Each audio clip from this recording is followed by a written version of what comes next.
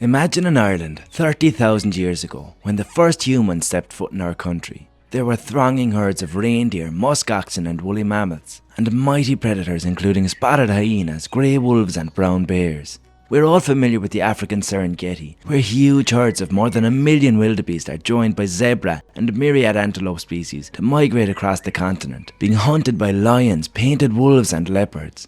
It's easy to believe that spectacles like this are unique to Africa, but that wasn't always the case. Every continent once had its own equivalent to the Serengeti, even my own beautiful little country. We're going to take a look at what the Irish Serengeti looked like when early humans first arrived, and move up the timeline to see what animals our ancestors lived alongside throughout the ages. The earliest evidence of human activity in Ireland is a reindeer bone with butcher marks, dated to about 33,000 years ago. Before this unlucky reindeer met its end, it would have roved across Ireland in a large herd. In springtime, reindeer herds can number in the hundreds of thousands. There were two other deer species present at this time, the red deer, which we still have in Ireland today, and of course, the giant Irish deer, the largest cervine deer that ever lived. It stood up to 7 feet at the shoulder and had antlers spanning a massive 12 feet wide.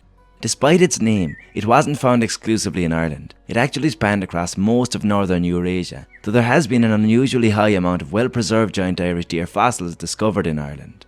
Alongside the deer, there were herds of tarpan thundering across the savannas of Ireland. The tarpan was the European wild horse and is sadly extinct, though it's believed they are the ancestor of all domestic horses, so their bloodline still lives on. There were also musk oxen, which despite their name and appearance are actually more closely related to goats and sheep than they are to cattle. They are quite a lot larger than their little cousins though, weighing up to 410 kg, about 5 times the weight of a typical ram. And then you had the real giants, the woolly mammoth. The woolly mammoth would have been an ecosystem engineer in Ice Age Ireland, as their cousins in Asia and Africa are today. An ecosystem engineer being an animal that creates habitat for other creatures and shapes the ecosystem in which they live. Hunting the large herbivores in Ireland were grey wolves, which most people will already be aware of, but also cave hyenas, a subspecies of spotted hyena that was once found throughout Europe. It was a little larger than the spotted hyena that lives in Africa today, and we believe it was hairier to help it survive the harsh European winters. There were also brown bears foraging and scavenging across Ireland. Interestingly, polar bears can actually trace their lineage back to Ireland. All polar bears share a distinct genetic sequence that was passed down from their Irish brown bear ancestry, but that same genetic fingerprint isn't present in any living brown bear population.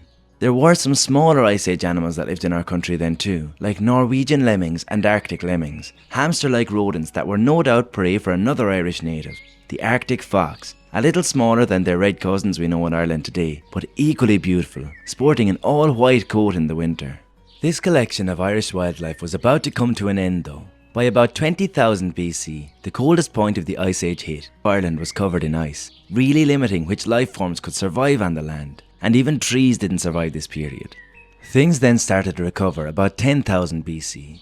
Trees like birch, willow and hazel began to recolonise Ireland, their seeds having been dispersed by wind and birds. Of the animals we looked at, lemmings, Arctic foxes, musk oxen and reindeer survived, but seemingly migrated out of the country as the climate warmed. Bearing in mind that Ireland was still connected to Britain and Europe by both ice and land during the Ice Age, due to the lower sea levels that are present when sea ice is abundant. Grey wolves and brown bears seem to have been the only large animals that managed to live through the cold period and remain in Ireland after. Around that time we also see the first evidence of permanent human settlement in Ireland. Humans weren't the only animals to arrive though. Over the next 2,000 years, we see the first hares, wood mice, red squirrels, wildcats, lynx and likely red foxes. This time period poses an interesting question. For instance, we believe red deer went extinct prior to the melting of the ice sheet in Ireland. They don't appear in the fossil record again until about 3000 BC. Wild boar don't show up at all in the fossil record until about 5000 BC. But that leaves roughly a 5,000 year period in which we have to wonder how predators such as the grey wolf and the lynx survived on prey items no larger than a hare. There is still debate on whether red deer and or wild boar were or weren't actually present in Ireland at this time. Some argue that they were absent and were later introduced by humans. Others argue that they must have been present and that wolves couldn't have persisted in such numbers without them, that lynx would have never made it to Ireland without having a significant prey base. Also, it seems odd that wild boar and red deer wouldn't have crossed the land bridge with the other post-glacial inhabitants. Both are fast breeding and capable of spreading across land quite quickly. Similar debates rage around much of our wildlife, including red foxes, badgers, pine martens, frogs, natterjack toads, and pygmy shrews. In truth, we don't really know how or when they arrived, leaving crucial elements of Ireland's ecological past we don't yet understand. Irish badgers, pine martens, and coal tits are most closely related to those found in Spain and Portugal, rather than to Britain as one would expect. Did some early humans introduce them to Ireland for some strange reason, or is there some unexplained geographical connection that Ireland once had to Iberia? There are also some species found only in Ireland and Iberia, like the Kerry slug. It's all a bit strange, but all the species in question are native to Europe and play or played important roles in Irish ecosystems, and so should be treated as native species.